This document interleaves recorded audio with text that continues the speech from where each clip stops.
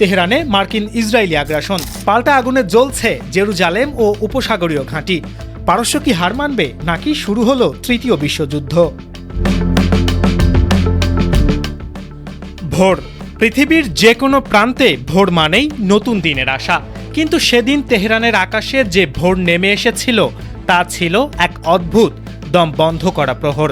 সূর্য উঠেছিল ঠিকই, কিন্তু আলবর্জ পর্বতমালার গা ঘেঁষে জমে থাকা কুয়াশায় আলো যেন পথ হারিয়ে ফেলেছিল। প্রকৃতি নিজেই যেন শ্বাস আটকে অপেক্ষা করছিল এক মহাপ্রলয়ের। আর ঠিক সেই নিস্তব্ধতা চিরে বেজে উঠল সাইরেন।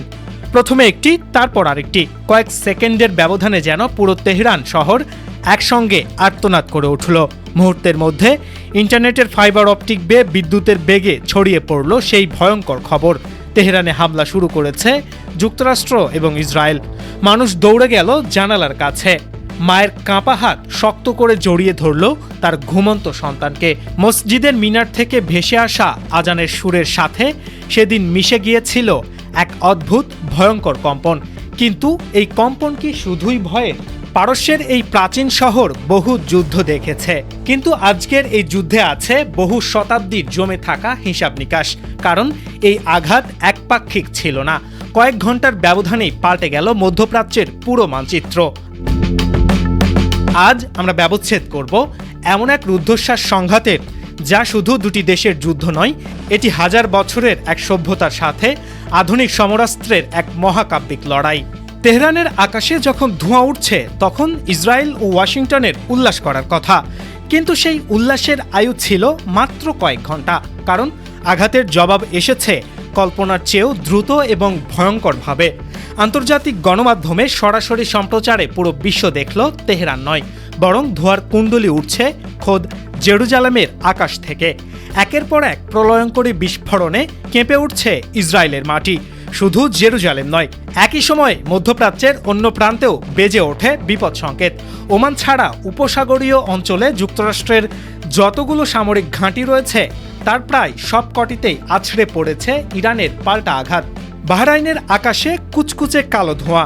স্থানীয় সাংবাদিকরা নিশ্চিত করেছেন 3টি স্থানে সরাসরি আমেরিকান সামরিক ঘাঁটিতে লক্ষ্য করে নিখুঁত হামলা চালানো হয়েছে। কাতার, কুয়েত, সংযুক্ত আরব আমিরাত থেকে শুরু করে খোদ সৌদি আরবের ভেতরেও জারি করা হয়েছে সর্বোচ্চ সতর্কতা।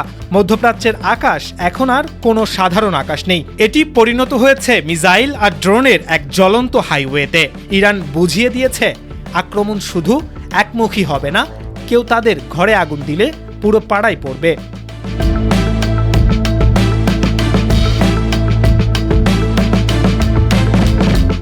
এই যে ভয়ঙ্কর পাল্টা আঘাত, এই যে বুক চিতিয়ে লড়াই করার সাহস, এটি ইরান কোথায় পেল? এর উত্তর আধুনিক ভূরাজনীতিতে নেই, এর উত্তর লুকিয়ে আছে ইতিহাসের পাতায়। মনে রাখতে হবে, ইরান কোনো সাধারণ রাষ্ট্র নয়, এটি পারস্য।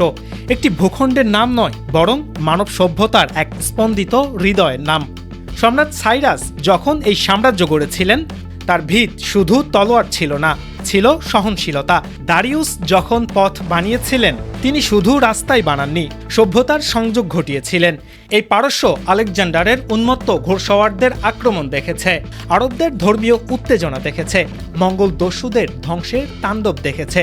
প্রতিবারই পারস্য ভেঙেছে, রক্তে ভেসেছে, কিন্তু কখনো মুছে যায়নি। কারণ এই সভ্যতার ডিএনএতে লেখা আছে, মাথা নত করা আর কৌশলগত ধৈর্য কখনোই এক জিনিস নয়। আজকের তেহরানের মানুষ যখন বোমার শব্দ শোনে, তখন তারা শুধু বারুদের আওয়াজ শোনে না, তারা শুনতে পায় ইরাক ইরান যুদ্ধের সেই 8 বছরের দীর্ঘ সাইরেন। যখন বোমার নিচে বসেও স্কুল খোলা থাকতো, মনে পড়ে সেই নিষেধাজ্ঞার দিনগুলোর কথা, যখন ঔষধের চরম সংকট ছিল, কিন্তু জাতীয় মর্যাদা নিয়ে তারা এক চুলও আপোষ করেনি। তেহরানের এক প্রবীণ শিক্ষকের ভাষায়, আমাদের শহর আগুনে পুড়েছে বহুবার, কিন্তু আমরা সেই ছাই থেকেই নতুন করে ইট বানিয়েছি।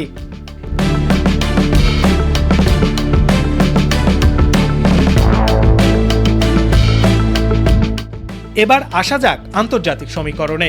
ইসরায়েল এবং যুক্তরাষ্ট্র কেন একসাথে এই হামলা চালালো? ওয়াশিংটনের কৌশলগত থিঙ্ক ট্যাঙ্করা খুব ভালো করেই জানে, একা ইরানের সাথে সরাসরি যুদ্ধে নামা মানে এক আত্মঘাতী ফাঁদে পা দেওয়া।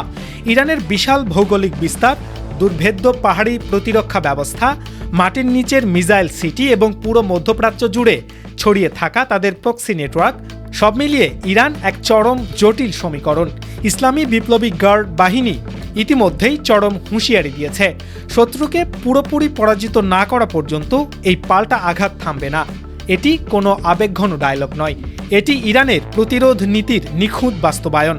ইরানের নিরাপত্তা শুধু তাদের বর্ডারে সীমাবদ্ধ নয়, এটি পুরো অঞ্চলের ভারসাম্যের সাথে যুক্ত। এই মুহূর্তে কাঁপছে আন্তর্জাতিক বাজার। হরমুজ প্রণালী, যেখান দিয়ে বিশ্বের প্রায় 20% তেল সরবরাহ হয়, তা এখন চরম ঝুঁকির মুখে। তেলের দামে লেগেছে আগুন, কিন্তু তেহরানের ভেতরের চিত্র সম্পূর্ণ ভিন্ন। সেখানে কোনো প্যানিক বা আতঙ্ক নেই। বিশ্ববিদ্যালয়ের ছাত্ররা পতাকা হাতে রাজপথে। এক তরুণীর চোখে চোখ রেখে বলা সেই কথাটিই যেন পুরো জাতির স্লোগান। আমরা যুদ্ধ চাই না, কিন্তু আমরা ভয়ও পাই না।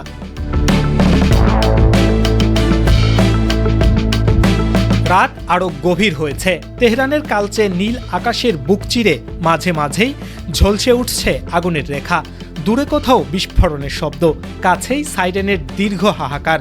কিন্তু শহরটি ভেঙে পড়েনি।